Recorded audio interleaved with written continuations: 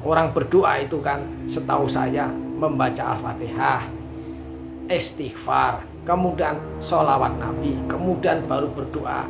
Tentu saja Al-Fatihahnya akan sampai ke saya sebagai orang mati saat itu.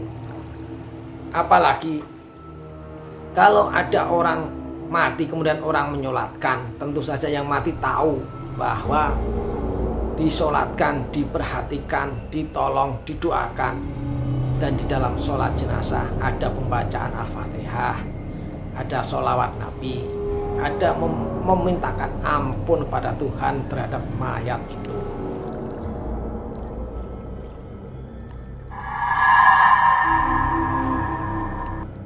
Assalamualaikum warahmatullahi wabarakatuh. Semoga keselamatan, kesehatan, dan rezeki yang berlimpah untuk saudara-saudara suaraku semua. Saya hari ini akan membahas tentang Al-Fatihah yang dikirimkan untuk orang mati. Sebelum saya menanggapi apakah bisa apa tidak dikirimkan kepada orang mati, saya akan bercerita dulu.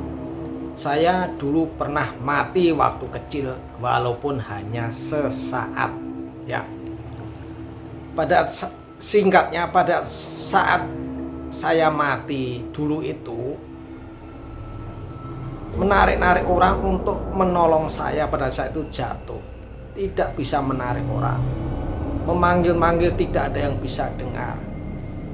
Saya juga menolong diri saya sendiri yang tergeletak tidak bisa.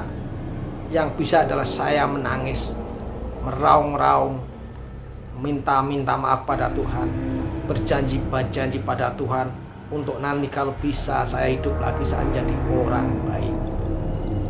Nah, bagaimana kira-kira apakah Al-Fatihah itu bisa dikirimkan kepada orang mati?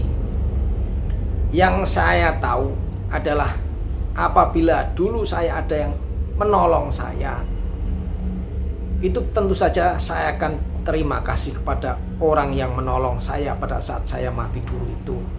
Tentu saya sebagai orang mati tahu bahwa jasad saya ditolong orang. Tentu saja saya akan bersyukur. Tentu saja kalau ada orang yang membacakan Al-Fatihah untuk saya akan berterima kasih kepada yang membacakan Al-Fatihah untuk saya saat itu. Tentu saja kepada orang yang mendoakan saya akan berterima kasih kepada orang yang mendoakan saya itu. Jadi apabila di dalam tuntunan Islam, ya, orang berdoa itu kan setahu saya membaca Al-Fatihah, istighfar, kemudian sholawat Nabi, kemudian baru berdoa. Tentu saja Al-Fatihahnya akan sampai ke saya sebagai orang mati saat itu. Apalagi kalau ada orang mati kemudian orang menyolatkan, tentu saja yang mati tahu bahwa disolatkan, diperhatikan, ditolong, didoakan. Dan di dalam sholat jenazah ada pembacaan Al-Fatihah, ada sholawat Nabi, ada memintakan ampun pada Tuhan terhadap mayat itu. Nah, itu setahu saya. Jadi apakah sampai doa Al-Fatihah kepada orang mati? Menurut saya kok sampai ya doa Al-Fatihah itu pada orang mati. Minimal setelah membaca Al-Fatihah, dia akan berdoa untuk kebaikan almarhum atau almarhumah. Begitu. Itu pendapat saya. Kalau memang orang mati itu sendirian, tidak bisa menghubungi siapapun, tidak bisa mengajak ngobrol, mengomong siapapun, tidak bisa minta tolong, tidak bisa menarik orang, tidak bisa memegang orang. Bingung, berjalan pun masih bingung. Karena kita seperti melayang, bagaimana mengasihi diri aja tidak bisa. Ya, bingung sekali. Dan kalau ada ustadz atau ada pemahaman, nanti amal baik kita akan menjadi penolong kita, amal buruk akan menjadi ular yang mengejar-ngejar. Waduh, itu menakutkan sekali. Pada saat itu saya mati, belum sampai pada tahap itu. Belum ketemu malaikat, belum ketemu amal baik, belum ketemu amal buruk seperti itu. Jadi yang saya alami pada saat itu hanya menangis kalau tidak bisa mengajak omong orang, tidak bisa meminta tolong orang, tidak bisa memegang orang, ya, bisanya hanya minta ampun pada Tuhan, berjanji pada Tuhan untuk tidak nakal lagi. Pada saat itu saya masih kecil. Nah, begitu tiba-tiba kok terasa sakit di leher saya. Nah, siumanlah saya, atau saya pingsan atau mati, tapi kemudian saya sadar, kemudian saya hidup kembali. Nah, itulah apakah Al-Fatihah sampai kepada mayat.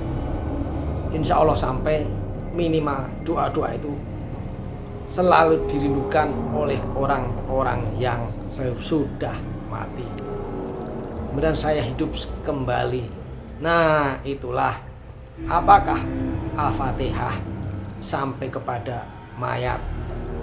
Insya Allah sampai, minimal doa-doa itu selalu dirindukan oleh orang-orang yang sudah mati. Begitu pendapat saya, pendapat teman-teman suaraku semua atau penonton semua. Saya harapkan bisa ditulis di kolom komentar. Kepada semua subscriber, viewer, liker, dan komentator, saya ucapkan terima kasih. Semoga rezeki berlimpah dan sehat selalu. Wassalamualaikum warahmatullahi wabarakatuh.